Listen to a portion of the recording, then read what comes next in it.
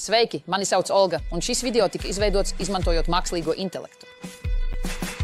Mākslīgais intelekts pārveido fintech nozari, nodrošinot jaunus produktus un pakalpojumus, kas sola ātrāku, drošāku un personalizētāku finanšu pieredzi. AI analizē lielos datus, lai novērtētu kredītspēju, palīdzot bankām un kredītiestādēm efektīvāk paplašināt kredītu piedāvājumus. Robokonsultanti, kurus darbina AI, sniedz pielāgotus ieguldījumu un portfeļu pārvaldības padomus. Reāllaika darījuma uzraudzība palīdz atklāt krāpšanu un naudas atmazgāšanu. AI arī ļauj uzņēmumiem labāk izprast klientu uzvedību, kas veicina personalizētu finanšu produktu un pakalpojumu izveidi. Tomēr, AI kļūstot ar vien integrētākam fintech nozarē, ir svarīgi izveidot spēcīgu juridisko ietvaru, lai nodrošinātu klientu datu uzticamību, drošību un privātumu.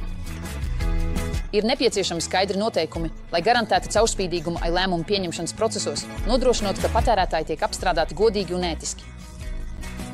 Tas ietver personīgo datu aizsardzību un diskriminācijas novēršanu. Lai AI droši attīstītos fintech nozarē, ir būtiska atbilstoša juridiskā regulācija. Nodrošinot atbilstību, caurspīdīgumu un patērētāju aizsardzību, mēs varam maksimāli izmantot AI potenciālu, vienlaikus samazinot riskus finanšu sektorā. Sazinieties ar Crowdy, lai uzzinātu, kā mākslīgo intelektu var integrēt jūsu fintech uzņēmumu.